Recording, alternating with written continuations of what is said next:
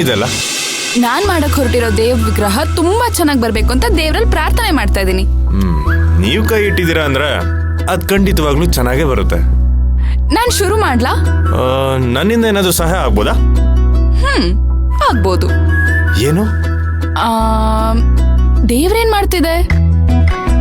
ದೇವ್ರು ಸುಮ್ಮನೆ ಕೂತಿದೆ. ಮತ್ತೆ ನನ್ ದೇವ್ರೇನ್ ಮಾಡ್ಬೇಕು?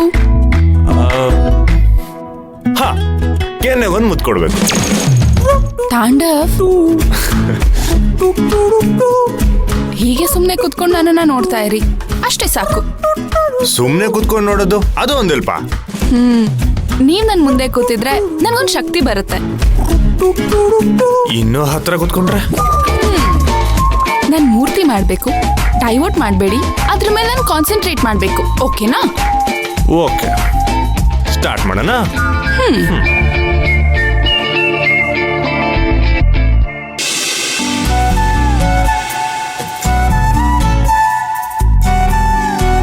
ತಾಂಡವ್, ನಾನೇ ಮೂರ್ತಿ ಮಾಡ್ತೀನಿ ಅಂತ ಅಷ್ಟೊಂದು ವಾದ ಮಾಡ್ಬಾರ್ದಿರ್ತಲ್ವಾ?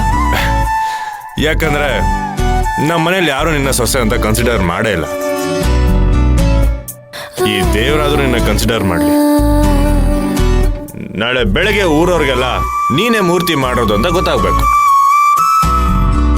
ರಾವ್ ಮೂರ್ತಿ ಅವ್ರ ಸೊಸೆ ಇಷ್ಟೊಂದು ಚೆನ್ನಾಗಿರೋ ದೇವ್ರ ಮೂರ್ತಿ ಮಾಡಿದಾರಂತ ಎಲ್ರು ಹೊಗಳ್ಬೇಕು. ಅದನ್ನ ನಮ್ಮಮ್ಮ ನೋಡಾದ್ರು ನೀನೇನು ಅಂತ ಅವ್ರಿಗೆ ಅರ್ಥ ಆಗ್ಬೇಕು. ತಾಂಡವ್, ನಾನೊಂದ್ ಮಾತು ಹೇಳ. ಇಡೀ ಜಗತ್ತೇ ನನ್ನ ಎದುರು ನಿಂತ್ರು ನೀವೊಬ್ರು ನನ್ನ ಜೊತೆ ಇರಿ, ನಂಗಷ್ಟೇ ಸಾಕು. ಏಯ್, ನೀನ್ ಹಂಗಲ್ಲ ಮಾತಾಡ. ಕುಟುಂಬ ಅಂದ್ರೆ ಎಲ್ಲರೊಳಗಡೆ ನೀನು ಒಬ್ಳು ಆಗ್ಬೇಕು, ಅದೇ ನನ್ನ ಆಸೆ. ಲವ್ ಮಾಡಿ ಮದುವೆ ಆಗಿ ಬಂದ ತಕ್ಷಣ ನಾವೇನೋ ತಪ್ಪು ಮಾಡಿರೋ ತರ ಮನೆಯಿಂದ ಆಚೆ ಹಾಕೋಬೇಕು? ಲವ್ ಮಾಡೋ ತಪ್ಪು ಅನ್ನೋದಾಗಿದ್ರೆ ಪ್ರಪಂಚದಲ್ಲಿ ಪ್ರತಿಯೊಬ್ಬನು ಮನೆಯಿಂದ ಆಚೆನೇ ಇರಬೇಕಾಗಿತ್ತು.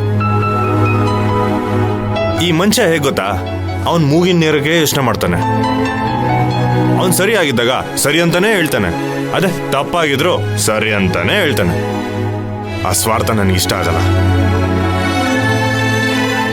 ತಪ್ಪಾಗಿದ್ರೆ ತಪ್ಪು ಅಂತ ಒಪ್ಕೋಬೇಕು, ಸರಿಯಾಗಿದ್ರೆ ಸರಿ ಅಂತ ಹೇಳ್ಬೇಕು.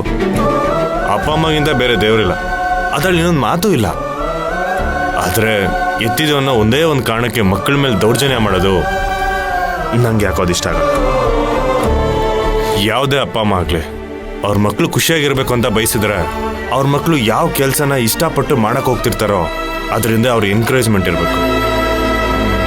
ಈಗ ನಾನೇನಾದ್ರು ಕೆಟ್ಟ ಹುಡುಗಿನ, ಬಜಾರಿನ, ಇಲ್ಲ ಅಂದ್ರೆ ಜಗಳ ಗಂಟಿನ ಕರ್ಕೊಂಬಂದಿದ್ರೆ ನಮ್ಮಮ್ಮ ಕೋಪ ಮಾಡ್ಕೊಳೋದ್ರಲ್ಲಿ ಒಂದು ಅರ್ಥ ಇದೆ. ಆದ್ರೆ ನಾನ್ ಕರ್ಕೊಂಬಂದಿರೋದು ಬಂಗಾರದಂತ ಹುಡುಗಿನ. ಈ ಗೊಂಬೆನ ನಮ್ಮಮ್ಮ ಒಪ್ಕೊಂಡಿಲ್ಲ ಅಂದ್ರೆ ನನಗಂತೂ ತುಂಬಾ ಬೇಜಾರಾಗುತ್ತೆ.